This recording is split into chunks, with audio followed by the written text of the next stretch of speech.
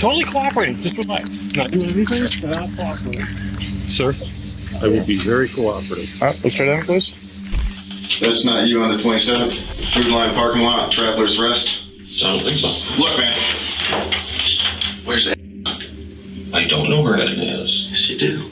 It's not making sense. So you're the last person to be in a vehicle you wiped out of a lady that's missing. That sounds really up. 28 years ago, this man kidnapped a woman and was sentenced to 30 years in prison for it. 3 decades later, 80-year-old Edna Suttles is spotted picking him up in a parking lot. This would be the last time Edna was ever seen alive. Days later, detectives traced Edna's movement and discovered CCTV footage of the same man driving her car. She's missing right now. Yes, Darren, where is Edna? I don't have a clue. But that's when police found out Edna wasn't the only victim. If you tell them to turn that off, I can talk to you a little more freely.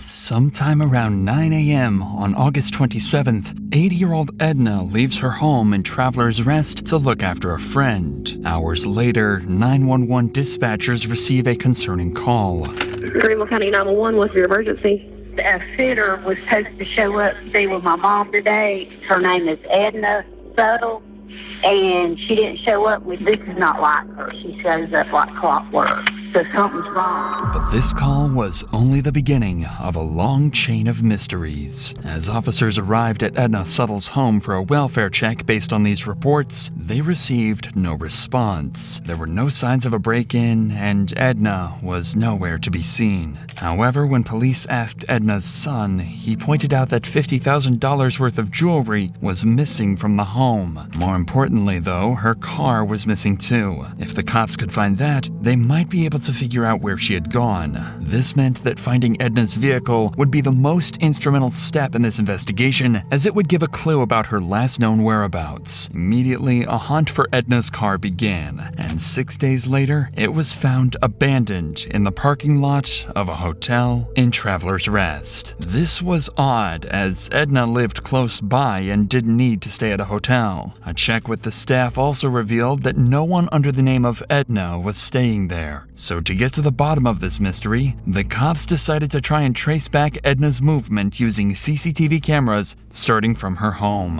At 9:30 a.m., a camera at a nearby pawn shop captures Edna leaving her home and driving towards a local Food Lion grocery store. 9 minutes later, Edna arrives at the store to pick something up. A man approaches the vehicle with 2 bags in his hand and sits alongside Edna, who then drives off back to her home.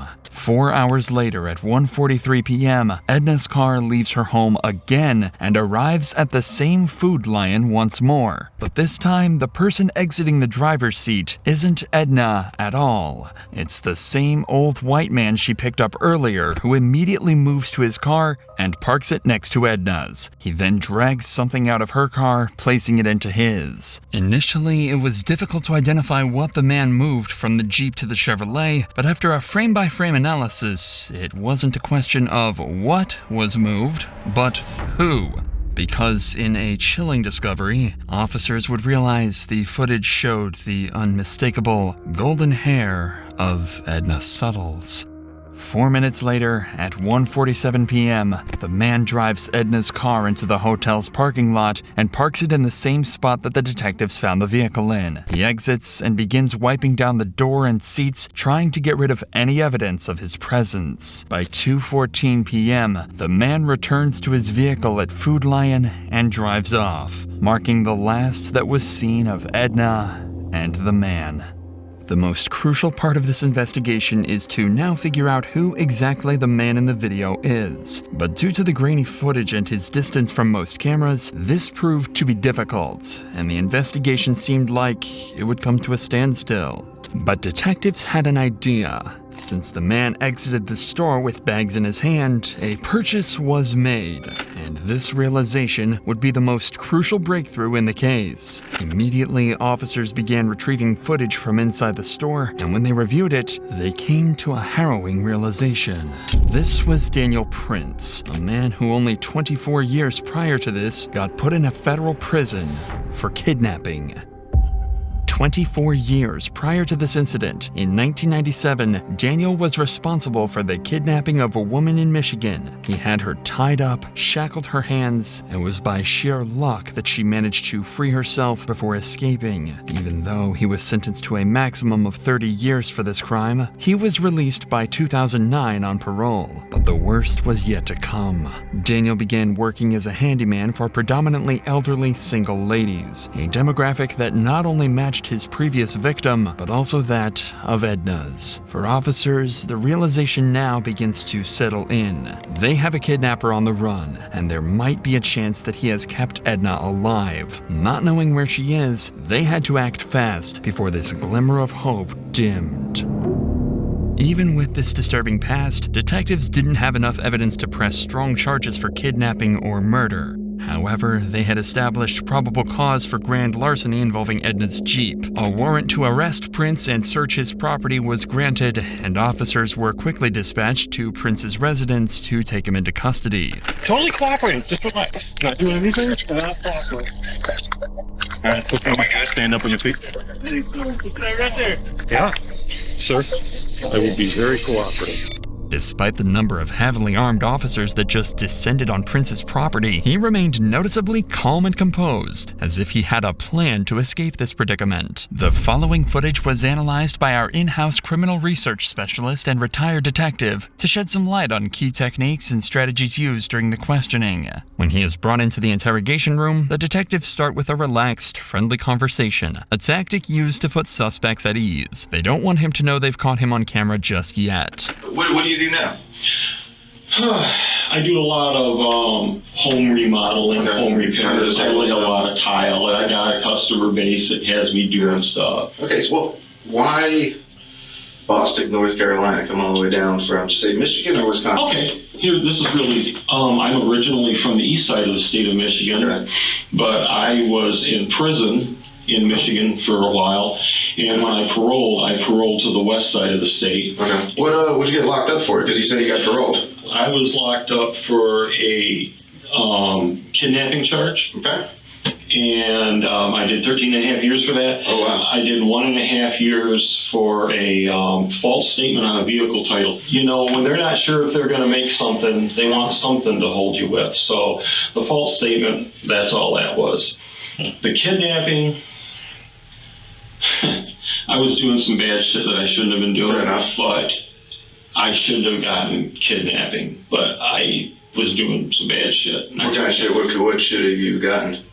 I really don't want to say. We're just bullshitting. We're just bullshitting. Nothing when you're talking to two police detectives in a room. It's just bullshit. Okay, I've been through the system enough to know that. Yeah. All I'm going to say about that is I did my time, I made my first parole, and I haven't been in trouble since. Hey, and that's great to know. You know, a lot of people, especially being what you've been through, they come out and they go right back to it. Just because he's a convicted criminal doesn't mean he's involved in Edna's disappearance, but the evidence the detectives have paints a different picture altogether from the hard-working, reformed criminal he claimed to be. I'll talk to you about August 27th, 2021 of this year. What day of the week was that? Oh, it was a Friday. Okay. Okay, so specifically the 27th. Mm-hmm. What, 2 weeks ago? Do you remember where you were at? Not specifically. Where do you think you were at? I've been going all over the place. I've been back and forth to Charlotte. I've been down to South Carolina. Like, where's your jobs in South Carolina taking you? Actually, I was down to Traveler's Rest, but I don't know if it was Friday or Thursday. I know I'd been there earlier that week. But you don't remember which day specifically? No, it was either Thursday or Friday. What kind of job were you working on? I wasn't. You wasn't? I wasn't. This lady had talked to me several times. I'd been down to her house 2 or 3 times. We kind of got to be friends. This woman has so many damn problems, mostly her daughter. She would call me and have me come down there. Okay. She said she needed to have money at one point in time to help her daughter because her daughter was in jail. Then she needed money another time because she was hiring a private investigator. Because her son-in-law she talked to me all kinds of stuff about it. We got to be pretty good friends about stuff like that. How'd you meet her initially? Years ago. Okay. Years ago, it was somebody giving me her name or number, or her my name and number. Here, the detectives are analyzing his behavior and allowing Prince to dig a hole for himself that he's going to struggle to escape from. When they reveal they know the truth, he's going to try and deny his guilt, even when the evidence speaks for itself. What you're telling us is that's not you on the 27th? Food line parking lot, Traveler's Rest? I don't think so. Alright. That's not you. That's me. Where's that? Food line, August 27th, 2021, 9:23. Okay. 22 seconds. Ringing a bell? Yep. Yeah, I went down to Food Alliance. Yeah. Yeah. So what were you doing down there that day? She wanted me to look at some stuff at her house. Okay.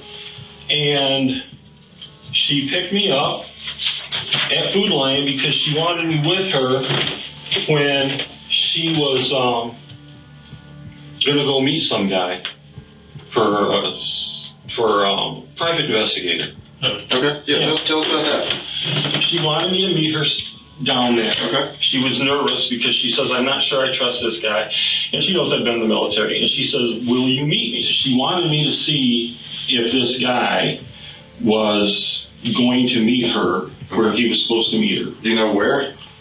There was a hotel lobby that he had finally said, meet me at the hotel. Okay. She says, drive up there and see if he's there. And I drove up there, and things are starting to sound really squirrely to me. This is a common deflective behavior. Prince is not only trying to deflect suspicion away from himself, he's trying to point suspicion directly at someone else. In this case, the private investigator. According to Prince, Edna wanted to meet the private investigator the day before she was reported missing, even though she didn't feel safe meeting him alone. Luckily, detectives have seen the whole thing on camera, and it completely contradicts everything Prince is saying. What were you driving? I was driving a blue car. Your wife's car or your car? My wife's car. So that's y'all coming down 25, you and her together? It could be. Okay, because that's her car. That's about 13:45 on the 27th. Okay. So you're with her there? Yeah. Okay. I guess. Yeah. I'm not saying yeah. I'm just saying that could be her. Yeah, here's a different angle. I mean, we've watched this car, right? Okay. Here's y'all in the hotel parking lot.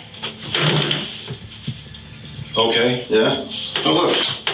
There's y'all backing in. Yep. And a couple of different copies of it. Backing in. Yeah. Oh, look. You get out. Nobody else gets out. I told you that. You're walking around the car. Yeah. You wipe the entire car down. Because I was worried. You were worried. There's you walking across the parking lot in front of Little Caesars. Mm-hmm. And there's you getting back into your car and driving away. Oh, she's with me. Look, man, you are a good dude. I honestly do believe that you screwed up years and years ago. Prince seems visibly stunned by the amount of photographic evidence the detective is showing him, and even though it can't be refuted, Prince is going to try and lie his way out of it. But that's not the only evidence detectives manage to find along the way, as there's mud on the wheels of Prince's car, leading detectives to believe he drove off-road to either kill Edna or to dump her body. And this is when we arrive at the pivotal moment where Prince's story starts to fall apart. You're not a bad guy. Right. Nobody is saying that you're some evil, twisted dude. Mm-hmm. Okay? We need to know where it is. We've processed the car. We found the dirt. Where did you go off-road? Where did you leave? Oh, I can tell you exactly where she and I had gone off-road, please. When we were going from 25 south, there was, off to the right, There was a truck with a trailer and another vehicle there that had a for sale sign on it. And it looked like an older truck, and I needed a work truck. And I went ahead and I pulled in and with her, and then we pulled out. And it was right there on 25. Even in the face of such overwhelming evidence, Prince still denies any wrongdoing and even tries to take control of the situation. But detectives have him cornered, and he's quickly starting to struggle to maintain his composure. Where's right now? Her family is desperately looking for her. She's missing right now. Yes, Dan, where is Edna? I don't have a clue. I dropped her off at her house. Dan, please listen. You did not drop her off at her house. We have followed that car the entire day up and down 25. There's a number of minutes that are unaccounted for that are not by her house. Which car? Mine or hers? Dan, stop playing games. You know what we're When I talking got, about. okay, I can help you here. Okay. You gotta give me a second. You gotta let me answer the questions when they're asked. When I dropped her vehicle off looking for the guy, she said she wanted me to take her and drive around in my vehicle. So I left her vehicle. I went down to Food Lion and she was in my vehicle with me. And I dropped her off at home. Dan, we watched the video. She is not. The car sits there. It sits there, man. No, not in her car. Never. My car. We watched I you dropped go her back off to with Food my Lion. car. You did not drop anyone off, man. I picked her back up. She sat in my car at Food Lion and I went back and got her. No, you did not.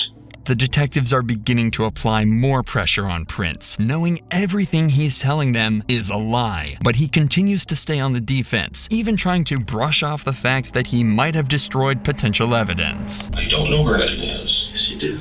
No, I don't. Dan. Let's go back to why you wiped the car down. What you said you were worried about what?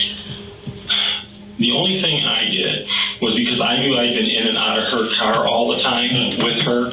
I'm like, there is no way in hell I'm going to just leave this thing here because she's got somebody that's after her. Prince tries to deflect suspicion again by suggesting Edna may have been in some kind of danger, but he doesn't realize just how prepared these detectives are. Who would be after her? Who's after her? That guy with the truck, she said she didn't trust him. The PI? Yeah, so somebody she hired as a PI. His story's totally different. He's been doing work for her. I mean, on the son-in-law thing. I mean, we've interviewed. I mean, he didn't meet with her today. So that's Right, that's why I said she hired another PI. I'm sure you're recording this. It's not making sense.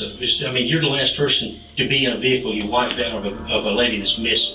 That sounds really fucked up. It does. That's why we're here. I've been real honest with you guys. I told you what was going on. The detectives managed to get Prince to admit he was with Edna on the day she disappeared. While Prince tried to convince them he was helping her meet a suspicious private investigator, they know it's a desperate attempt to deflect suspicion and distance himself from the crime. Prince insisted he dropped Edna off at her home, safe and well, but the detectives established that he was the last person to see her alive, and because of this interrogation, they locked him into a lie that would eventually lead to a chilling confession. When detectives search Prince's property, they find several automatic weapons. Because of his previous convictions, he's forbidden from owning any firearms. That means he could be facing a federal charge and be detained for even longer. While he's detained, they continue to search his land and find one of the most crucial pieces of evidence yet, a yogurt cup. This is the yogurt he bought shortly before Edna disappeared, and it's laced with a cocktail of drugs. Lorazepam, tramadol, and cyclobenzaprine can cause central nervous system depression when they're combined. When this happens, the body's neurological functions slow down. In other words, you're under sedation, exactly as Edna was in the parking lot when she was seen in Prince's car. After feeding her the laced yogurt, there's nothing Edna can do to stop him, and she's led away to her death at the hands of this sadistic killer. Prince begins to realize he's cornered and has nowhere to run, so they bring him back in for more questioning, where he makes a full confession as he admits to 3 more murders, including those of Lee Goodman,